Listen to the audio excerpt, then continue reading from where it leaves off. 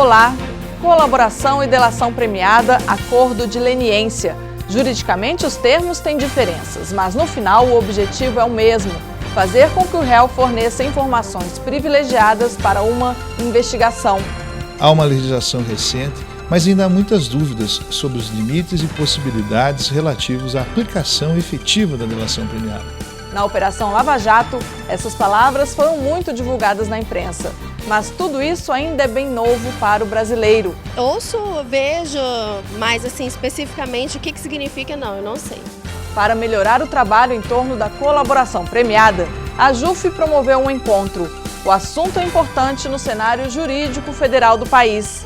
Só a palavra é muito complicado para determinadas medidas deferidas pelo juiz. Acordos premiados, um tema que interfere na vida da sociedade. Você vai entender por que agora. O Justiça para Todos está no ar.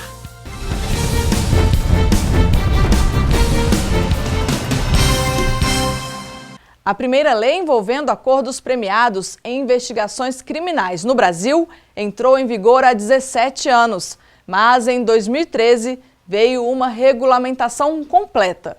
Isso significa que o assunto nem chegou a completar a maioridade. Muita gente já ouviu falar em delação premiada por causa da Operação Lava Jato, mas entender exatamente como ela funciona é outra história. Delação premiada? Tenho nem ideia.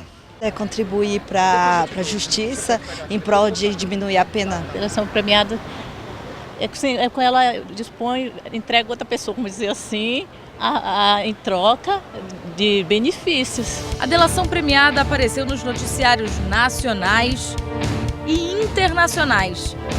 Ouço, vejo, mas assim, especificamente o que significa, eu não sei. Ouvir falar, todo mundo ouviu. Agora explicar é outra história. Tá complicado. Eu não sei explicar, mas eu sei.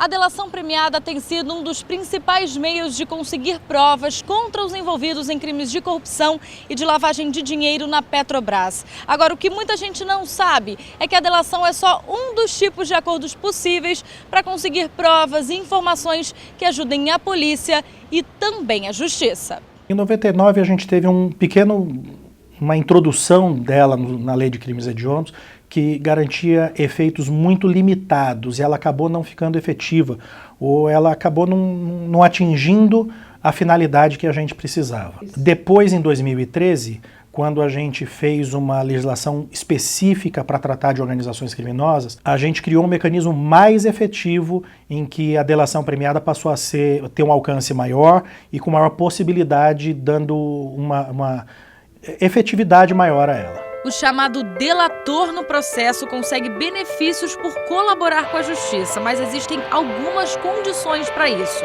Na delação premiada, que serve para todo tipo de crime, o réu precisa identificar autores e ainda recuperar o produto do crime ou localizar a vítima. Os benefícios são redução da pena de 1/3 e até 2/3. Mas no fim do processo, é o juiz que decide se os benefícios são válidos ou não. O mesmo vale para os acordos de leniência, muito usados para crimes de cartel e corrupção. Esses acordos envolvem pessoas jurídicas, mas podem se estender para pessoas físicas dependendo do órgão que negocia o benefício. As multas para as empresas, por exemplo, podem ser reduzidas em 2/3. Já a colaboração premiada diz respeito às investigações sobre organizações criminosas e tem as mesmas obrigações previstas nos outros acordos, como identificar os envolvidos e revelar detalhes da organização criminosa. A pena pode ser perdoada ou substituída por prisão restritiva de direitos. Uma prestação pecuniária, que é obrigação de dar determinado valor, normalmente para a indenização da vítima, ou uma perda de bens ou de valores em favor do Estado, prestação de serviço à comunidade, que é a que a gente mais ouve falar ou conhece mais, a interdição temporária de direitos ou a limitação de fim de semana. E ainda está no artigo 4º da Lei 12.850. O juiz poderá conceder o perdão judicial desde que a colaboração tenha resultados práticos.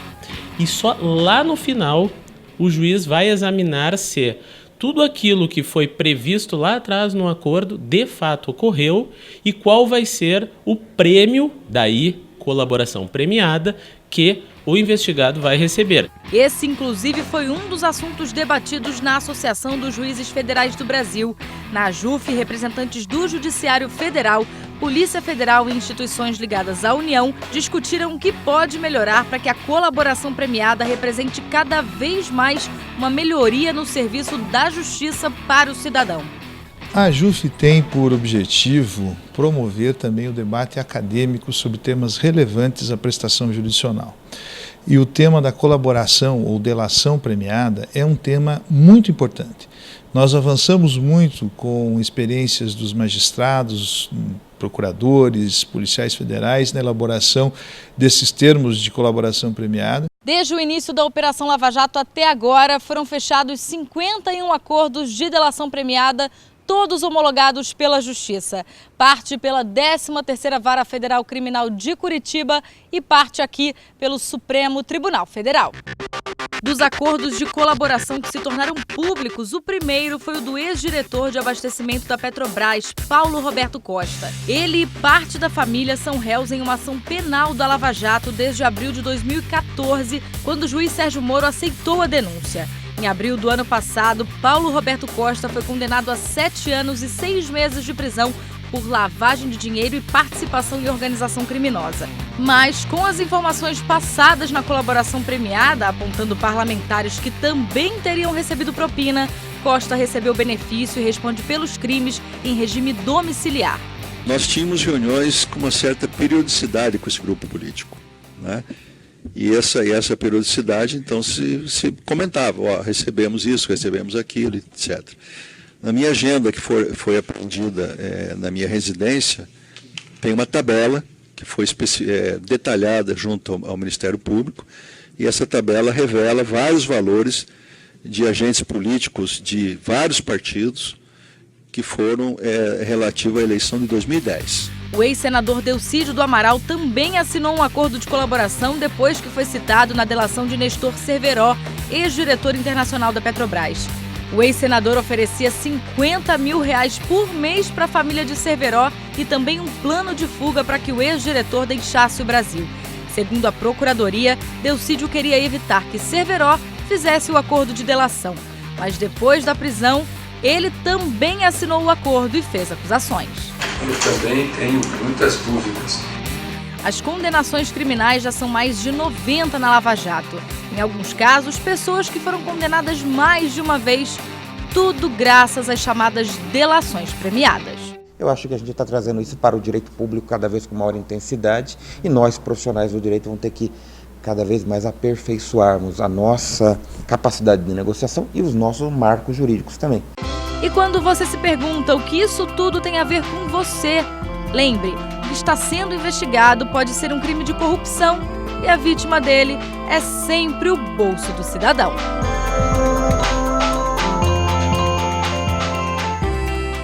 No próximo bloco, você confere o que foi discutido sobre a delação premiada no encontro promovido pela Associação dos Juízes Federais do Brasil. E o resultado que se busca é fazer justiça.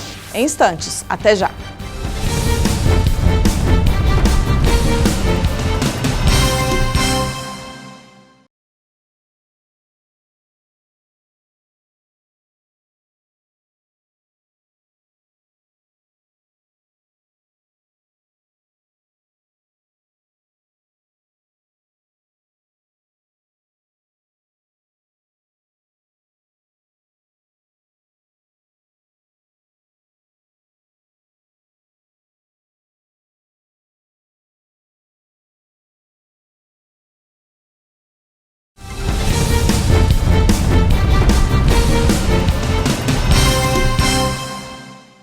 Colaboração premiada. Como é possível avançar e aprimorar essa técnica jurídica? A AJUF incentiva esse debate e promoveu um encontro para discutir o que pode ser melhorado para se obter provas importantes diante de uma investigação criminal. O debate foi coordenado pelo diretor de Assuntos Legislativos da AJUF, o desembargador federal José Marcos Lunardelli. Ele destacou o aumento da utilização das colaborações nos últimos anos. Essa iniciativa da AJUF de organizar esse debate sobre colaboração premiada, que é um tema novo no direito processual penal, no sentido de que está sendo utilizado com muito mais intensidade nos últimos 2 anos. Mas era um instituto já conhecido da legislação, não com essa conformação atual, desde da década de 90. Magistrados federais, advogados, delegados da Polícia Federal e o ministro do Superior Tribunal de Justiça, Rogério Schietti, participaram do encontro na AJUF. Vejo como bem acentuado também a colaboração como instrumento de defesa. A colaboração premiada é regulada pela Lei de Combate às Organizações Criminosas. Está no artigo 3º, que ela pode ser feita inclusive em qualquer fase da investigação. Por isso é tão importante que todos discutam isso juntos. Há limites? Até que ponto uma colaboração premiada pode ser usada para obter provas? Há uma legislação recente, mas ainda há muitas dúvidas sobre os limites e possibilidades relativos à aplicação efetiva da delação premiada. Então, estes avanços, para serem efetivos e concretizados, dependem, sobretudo, do aprimoramento e aperfeiçoamento destes temas. O presidente do Conselho Administrativo de Defesa Econômica levou para o encontro a experiência do CAD nos acordos de leniência no combate ao crime de cartel. Hoje, quando uma empresa vai ao CAD negociar um acordo, ela já tem noção até de quanto vai ser a possível contribuição pecuniária que ela vai ter que fazer. Porque, com base nos nossos regulamentos, ela consegue calcular, ou pelo menos estimar, qual seria. O acordo de leniência permite que a empresa infratora continue recebendo alguns benefícios, como acesso a empréstimos e também concorrência a serviços públicos. Mas, para isso, a empresa tem que entregar informações privilegiadas. Por um lado, interessa para a justiça a descoberta da verdade real com vistas a recuperar dinheiro desviado, recuperar dinheiro produto de origem ilícita, a aplicar penas. Muitas vezes é necessário que a parte, o investigado, alguém que conheça o sistema daquela organização criminosa, passe essas informações para o juiz, passe essas informações para que o judiciário possa trabalhar. Na Operação Lava Jato, acordos foram firmados com as empresas suspeitas de participação. No encontro, o presidente do CAD destacou ainda a necessidade de envolver não só a pessoa jurídica, mas também a pessoa física. Então, como é que no âmbito da defesa da concorrência, enfim, e tem a ver com política criminal também, se pensou essa questão? Bom, você tem que ir na pessoa física, porque o incentivo para não delinquir não é só da pessoa jurídica, é da pessoa física. É o diretor da empresa que vai dizer, isso eu não faço. E apenas o depoimento é suficiente para se fechar um acordo? Só a palavra é muito complicado para determinadas medidas deferidas pelo juiz. Agora, num contexto em que, além da indicação, surjam outros elementos que apontem, que justifiquem uma busca e apreensão, muito mais gravidade, uma medida de prisão, algo que vale, prisão preventiva ou temporária, aí é perfeitamente viável. Agora, a posição do colaborador na esfera, na fase pré-processual, eu diria que ela é muito mais importante no sentido de apontar os caminhos da investigação. São necessárias provas materiais que comprovem o que está sendo dito? E-mails, conversas e mais, diligências que ele possa indicar encontros e pessoas. Quer dizer, hoje se pode fazer tranquilamente cruzamento de herbes para saber onde as pessoas estavam naquele momento. Quer dizer, olha, eu me encontrei com fulano, fomos de tal carro. Hoje é relativamente fácil se obter registros de viagens aéreas, registros de viagens terrestres. Hoje a maior parte das nossas cidades, fora do Brasil também, mas as nossas cidades são monitoradas, as estradas igualmente, e o cruzamento de herbes de telefones celulares vão indicar encontros. São todos que colaboram para se conseguir mais elementos. A importância das provas foi um tema abordado também pelo ministro do Superior Tribunal de Justiça, Rogério Schietti. O ministro chamou a atenção para o aspecto ético da questão, a importância de observar a voluntariedade e a sinceridade dos réus. Há que se ponderar os interesses que estão em jogo e os interesses da apuração de crimes que afetam toda uma coletividade, atingindo bens jurídicos considerados de maior relevância, onde prevalecer sobre interesses particulares entre dois supostos integrantes de um bando ou de uma quadrilha. Advogados especialistas no assunto participaram. Marlos Arnes citou como exemplo as colaborações falsas durante a Operação Mãos Limpas, uma mega investigação que desvendou esquemas de corrupção na Itália na década de 1990. Eu diria que as colaborações só deveriam ser aceitas com provas. E acho que é possível essa produção da prova e aceitaria que essa colaboração indicasse caminhos de prova firmes, seguros, que pudessem ser comprovados, mas não que ela deflagrasse uma operação por conta de uma simples fala de um colaborador. Tá vendo como essa colaboração não é tão fácil de entender e muito menos de fazer? Não é simplesmente delatar alguém. A lei exige, portanto, que o juiz não possa condenar um réu que tenha sido mencionado em uma delação premiada sem que se tenha colhido provas de sua efetiva participação no crime. E o resultado que se busca é fazer justiça, é fazer com que as pessoas que cometam crime sejam descobertas e muitas das vezes é necessário sim a colaboração de um dos acusados.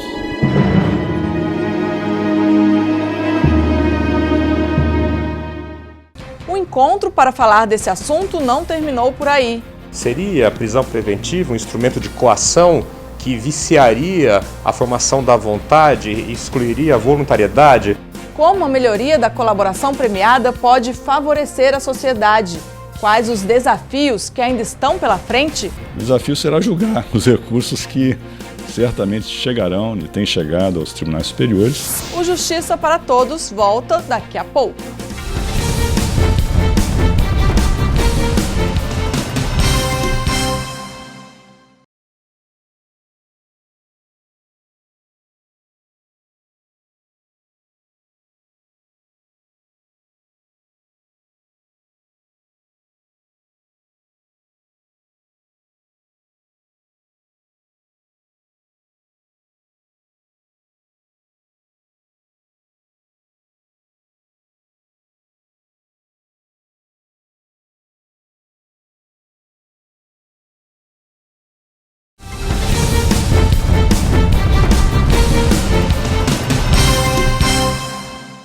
O encontro na JUF para tratar da colaboração premiada pode ajudar a melhorar o entendimento de todas as instâncias sobre o assunto.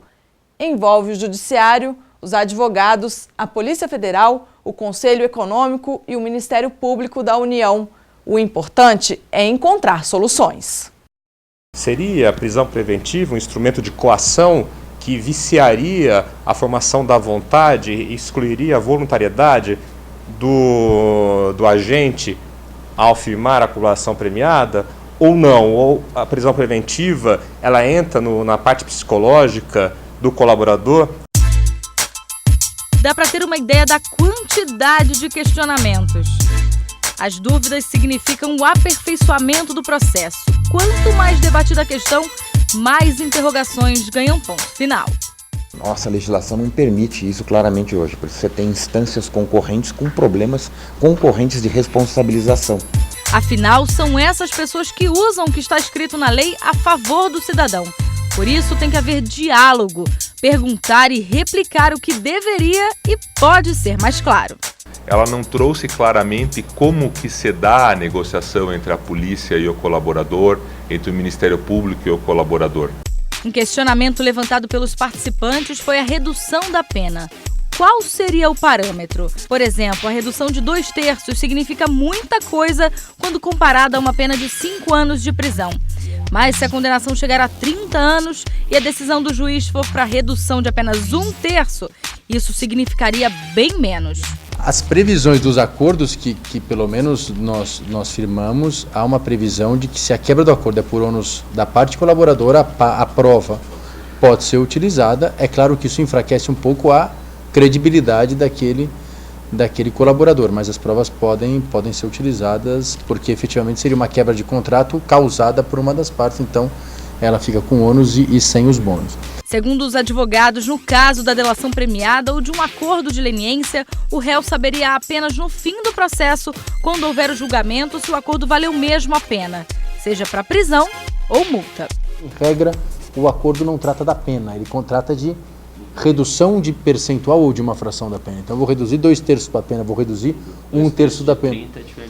É exato, então faz sentido você discutir a dosimetria da pena e dizer, olha, isso pode, isso não pode ser levado em consideração. Em contrapartida, os advogados teriam que explicar exatamente cada aspecto do acordo que seria firmado. O representante do Ministério Público da União deu o exemplo do que aconteceu nos Estados Unidos, quando o réu pediu a anulação do julgamento, alegando que houve falha da própria defesa.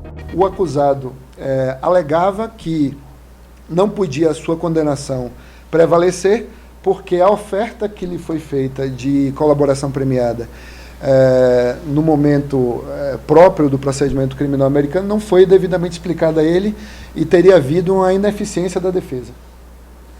E, em função disso, ele vai à Suprema Corte pedir que haja anulação da condenação dele, que foi feita em outras bases, em bases mais rigorosas do que as que ele obteria se ele tivesse antes aceito o acordo, que não aceitou porque não foi devidamente instruído por sua própria defesa. Uma das grandes preocupações e desafios que existem pela frente é que o interesse pelo benefício não se sobreponha à noção de responsabilidade do acusado de colaborar de forma voluntária e sincera.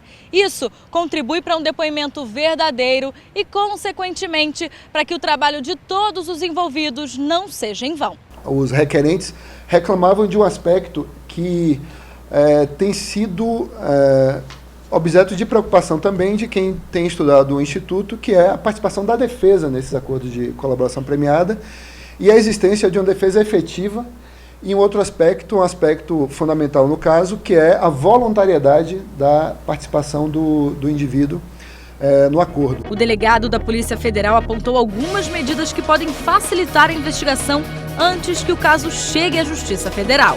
Melhorias na investigação policial. Medidas como a infiltração policial, que nós não usamos no Brasil, ainda por uma série de questões, tanto culturais como práticas reais. Fortalecimento das interceptações telefônicas. Há uma série de medidas que o crime organizado utiliza para afastar essa técnica de investigação. Antecipação do impedimento de bens. Mas é possível permitir ao criminoso que fique com parte do produto do crime que ele praticou? A lei não aborda essa. A lei trata da pena. Aperfeiçoamento nos depoimentos. Medidas investigativas, creio eu, que sim, devem ser realizadas com base no testemunho qualificado do colaborador, exatamente para que seja possível apurar se aquele testemunho é real. Importante é a união de todos os órgãos para que as colaborações evoluam no combate ao crime. O objetivo não é que ninguém seja penalizado excessivamente, mas que todos aqueles que participam de uma organização criminosa possam efetivamente ser responsabilizados, dinheiros e valores e imóveis possam retornar aos cofres públicos, e de forma que nós tenhamos uma harmonização melhor de todas essas disfunções causadas pelas infrações penais. A força-tarefa da maior investigação de corrupção e lavagem de dinheiro já realizada no Brasil recuperou até agora quase 3 bilhões de reais para os cofres públicos. O maior benefício que a sociedade recebe com esse tipo de conduta é o desmantelamento de organizações criminosas que, no final das contas, minam a convivência e a paz social. Essa é a maior vitória, mesmo que a recuperação econômica seja a longo prazo. O desafio será julgar os recursos que certamente chegarão e têm chegado aos tribunais superiores diante de institutos que são novos para nós e que, portanto, vão demandar de cada um de nós, julgadores, um profundo estudo, para que as leis sejam interpretadas e aplicadas de acordo com o Estado democrático de direito que constitui a nossa nação.